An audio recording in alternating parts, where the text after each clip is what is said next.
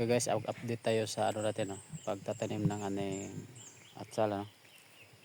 Lalabanan natin ang init. Ito, parang sumusubra na sa edad yung ano natin. Similan natin dahil naghihintay tayo sa ulan.